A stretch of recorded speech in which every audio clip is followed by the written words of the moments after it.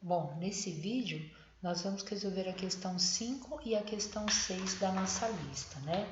A questão 5 ainda vai continuar falando sobre a segunda lei de Ohm.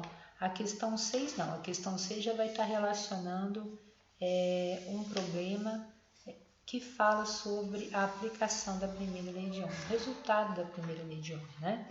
Então vamos dar uma olhadinha aqui na questão 5.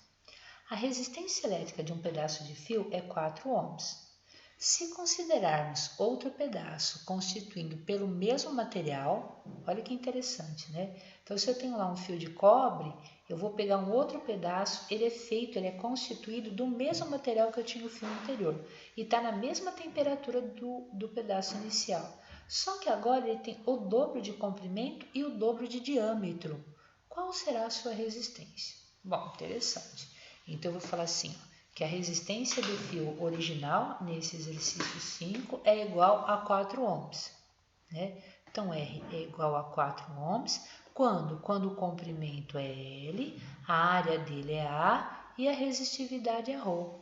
Ou seja, o que vai ser 4 para a gente? Né? 4 vai ser o produto de ρ vezes L sobre A. Isso é que vai valer 4 para a gente. Tá? Então, toda essa relação ρ vezes L dividido por A é a nossa resistência vale 4 para esses valores. O que vai acontecer? Eu quero encontrar uma nova resistência que eu falo que é uma resistência R', aonde o material é o mesmo ρ, só que o comprimento não é. Eu estou pegando um outro pedaço e esse pedaço tem o dobro de comprimento. Então, o novo comprimento L' desse fio que tem uma resistência R' é o dobro do comprimento anterior. E o que ele fala que é interessante é que o diâmetro é o dobro, né? Então, se a gente for analisar direitinho o nosso fio anterior aqui tinha um raio R e tem um diâmetro que é 2R. Se eu dobrar o diâmetro, esse diâmetro aqui em cima era D. Se eu dobrar o diâmetro aqui embaixo do fio para 2D, consequentemente o raio também dobra. Então, o novo raio aqui é 2R. Por que eu estou falando isso? Porque não é o diâmetro que está na relação da segunda lei de Ohm, é a área. E a área é π raio ao quadrado, né? Então, a nova área que eu tenho aqui, que é a linha, vai ser igual a π vezes o novo raio, que é o raio R' ao quadrado. Mas quem que é o raio R'? É o dobro do raio original. Então, a nova área, a linha, é igual a π vezes 2R, tudo isso aqui elevado ao quadrado. Se eu elevar 2R ao quadrado, eu vou ter que a nova área, a linha, vai ser igual a 4 vezes π vezes R ao quadrado. E é interessante porque no fio original de raio R, né, ou antes de eu mudar, quem que era a área desse fio? Era πr elevado ao quadrado. Então, olha que interessante, ao dobrar o raio, a área não fica o dobro, a área fica 4 vezes maior. Porque se a área original era πr ao quadrado, essa nova área é 4 vezes a área original. Poxa, então como é que a gente vai encontrar essa nova resistência R', né? A nova resistência R' é ρ, vezes o comprimento do fio, que é L', novo comprimento, vezes a área, que é a linha. Bom, o ρ mantém constante, o L' é o dobro, então é 2 vezes o L original, e a nova área, a linha, é 4πr ao quadrado, ou seja, é 4 vezes a área original. O fator 2 e o fator 4 a gente pode dividir por 2 em cima e 2 embaixo, isso aqui dá meio. Então, a nova resistência R' é meio de ρL sobre A. Opa! Então, isso aqui vai ficar ρ vezes L sobre A. Mas quem é ρ vezes L sobre A? É a resistência original, antes de eu ter alterado o comprimento e a área do fio. E essa resistência original, ela vale quanto? Vale 4. Então, eu posso trocar toda essa expressão, ρ vezes L sobre A, por 4.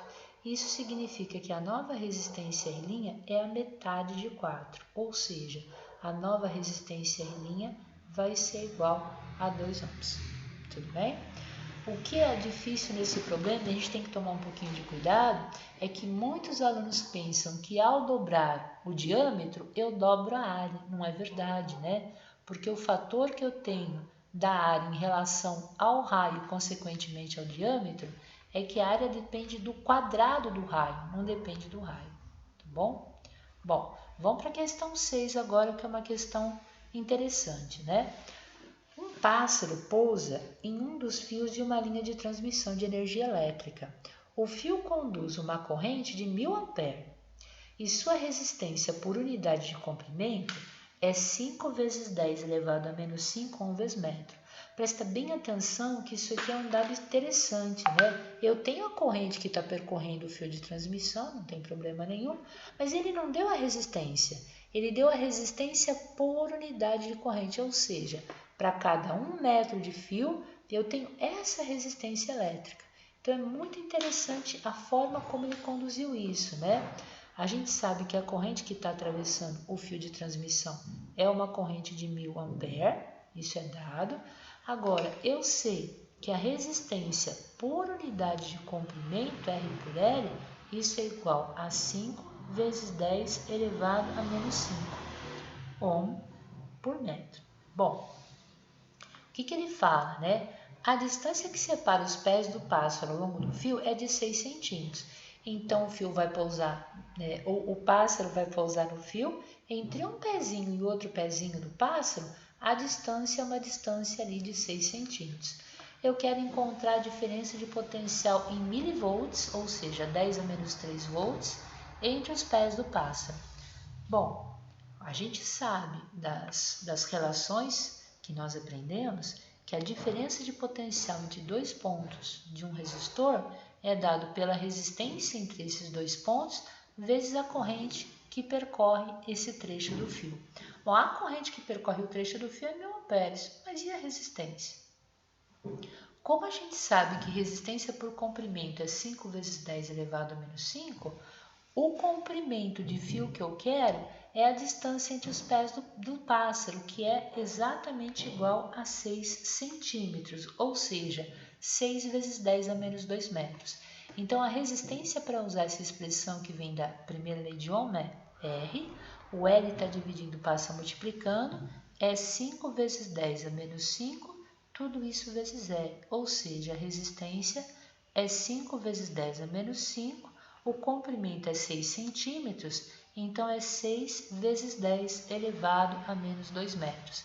E a nossa resistência fica 5 vezes 6, 30, 10 a menos 5 vezes 10 a menos 2, 10 elevado a menos 7 ohm. Esse é o valor da resistência, né? E aí nós podemos usar a lei de Ohm, porque eu já tenho o valor da resistência, 30 vezes 10 a menos 7, a corrente é 1000 amperes, posso até escrever como sendo 10 ao cubo. Então, quem que seria a nossa DDP aqui, né? Ela vai ser igual a resistência, que é 30 vezes 10 a menos 7, vezes a corrente que é 1000 amperes, ou a 10 elevado ao cubo.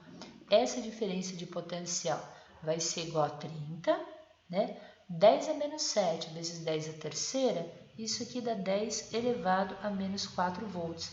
Mas ele pediu esse resultado em milivolts, ou seja, eu tenho que reescrever esse resultado como sendo 10 a menos 3. A gente sabe que 30 é 3 vezes 10 a primeira, então vou escrever aqui, né? 30 é 3 vezes 10 a primeira, e 10 a primeira com 10 a menos 4, isso é igual a 10 a menos 3. Então, a DDP vai ser igual a 3 vezes 10 a menos 3 volts, que é uma diferença de potencial baixa, ou seja, é 3 milivolts. É importante vocês perceberem que muitas vezes o pássaro não morre eletrocutado porque a diferença de potencial entre um ponto e outro ao qual os pés dele estão conectados é uma diferença de potencial baixa, né? Apesar da corrente que percorre o fio ser uma corrente bastante intensa, tá bom? Bom, no próximo vídeo agora a gente vai terminar resolvendo as questões 7 e 8 da nossa lista de exemplos.